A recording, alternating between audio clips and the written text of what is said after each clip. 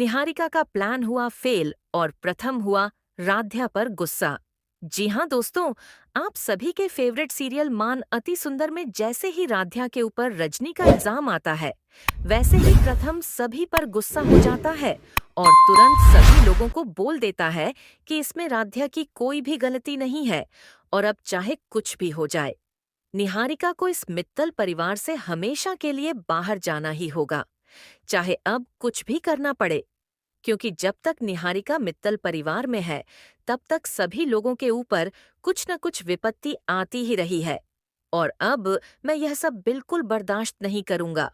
इसलिए अब मैं इस निहारिका को धक्के मार करके मित्तल परिवार से बाहर करता हूँ।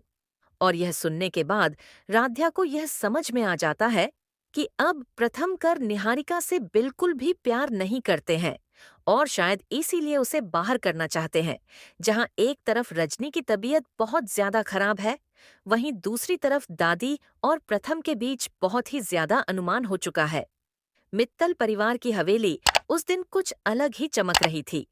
पूरे घर को रंगीन लाइटों और फूलों से सजाया गया था, क्योंकि आज रजनी की पूजा और सांस्कृतिक कार्यक्रम रखा गया था। राध्या पूरे मन से सारी तैयारियों की निगरानी कर रही थी। हर किसी को यही लग रहा था कि इस बार का कार्यक्रम सबसे बेहतरीन होने वाला है। लेकिन उसी भीड़ में खड़ी निहारिका की आंखों में सिर्फ जलन और नफरत थी। उसके दिमाग में सिर्फ एक ही बात चल रही थी, आज राध्या को बर्बाद करके ही दम लूंगी। निहारिका को यह बिल्कुल बर्दाश्त नहीं हो रहा था कि पूरा परिवार राध्या को सम्मान दे रहा है और प्रथम उसके साथ मजबूती से खड़ा है। उसने दादी से मिलकर एक खतरनाक चाल रची। दादी को लगा कि अगर इस बार राध्या पर कोई बड़ा इल्जाम लग जाए तो शायद प्रथम उससे दूर हो जाए।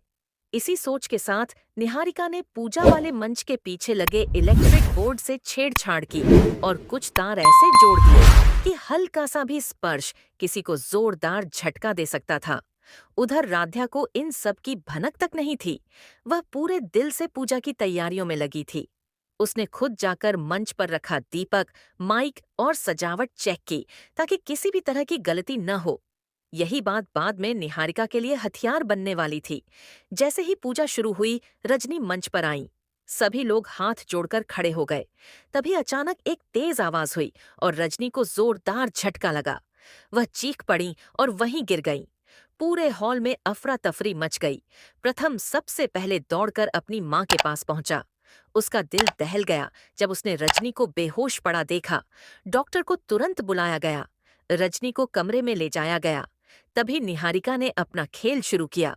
उसने सबके सामने रोते हुए कहा, ये सब राध्या की लापरवाही की वजह से हुआ है। वही तो पूरे मंच की देखरेख कर रही थी। दादी भी तुरंत बोली, हाँ, अगर किसी ने तारों से छेड़छाड़ की है तो वही होगी। सभी की नजरें राध्या पर टिक गईं। वह शौक में थी। उसे समझ ही नहीं आ रहा था कि यह सब क्या हो रहा है। उसने कांपती आवाज में कहा, मैंने कुछ नहीं किया, मैंने तो सब कुछ ठीक से चेक किया था। लेकिन कोई उसकी बात सुनने को तैयार नहीं था। तभी प्रथम का गुस्सा फूट पड़ा। वह इतनी जोर से बोला कि पूरा हॉल गूंज उठा। बस बहुत हो गया, राध्या पर इल्जाम लगाने से पहले सबूत दिखाओ। उसने साफ शब्दों में कहा कि जब तक सच्चाई सामने नहीं आती, कोई भी राध्या को दोषी नहीं ठहरा सकता।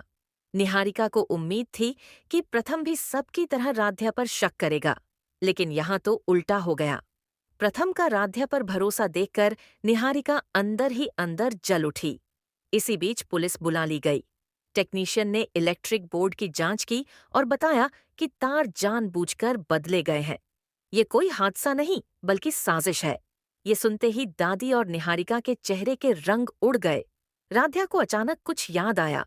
उसने बताया कि उसने कुछ देर पहले निहारिका को मंच के पीछे जाते हुए देखा था। पुलिस ने जब वहां लगे सीसीटीवी कैमरे चेक किए तो सब साफ हो गया। वीडियो में साफ दिख रहा था कि निहारिका ही तारों से छेड़छाड़ कर रही थी। पूरा परिवार सन्न रह गया। प्रथम की आंखों में आग आ गई।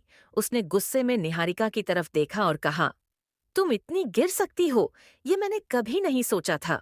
निहारिका घबरा गई, लेकिन तब तक देर हो चुकी थी।